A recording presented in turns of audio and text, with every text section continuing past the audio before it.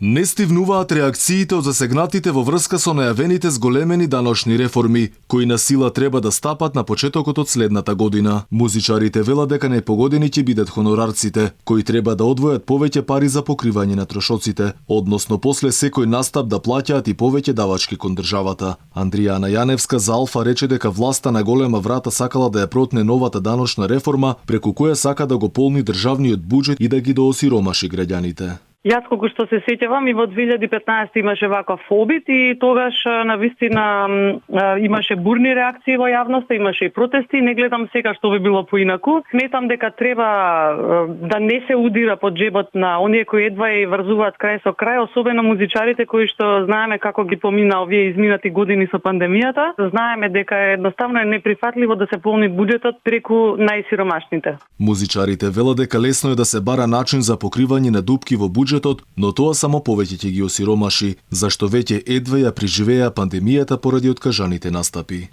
Многу неболози, многу нејасноти. Лесно да се каже само дека ќе се оди кон дополнително одначување кое што би покрило дупки во буџетот, меѓутоа не гледам тука во ова што беше објавено и најавено ништо конкретно во однос на она што реално нас како музичари или уметници или останатите уметници директно не засега, нешто штуро напишано без конкретни решенија како би се одначувале и како би се наплаќало ставката за придонеси за уметници кои работат на договор за делот. Познавачите на состојбите веќе предупредија дека ако ова се реализира би предизвикало катастрофа, зашто стопанството, но и граѓаните едва и преживуваат. Вела дека власта мора да поработи на ефикасноста на расходите од страна на буџетот, на зголемената одговорност и отчетност, но и сузбивање на високата стапка на корупција. Колку за подсетување, сивата економија во Македонија изнесува од 25 до 40%. Надвор од легалната зона се реализираат околу 2,5 милијарди евра, што дефинитивно е погубно за легалните бизниси.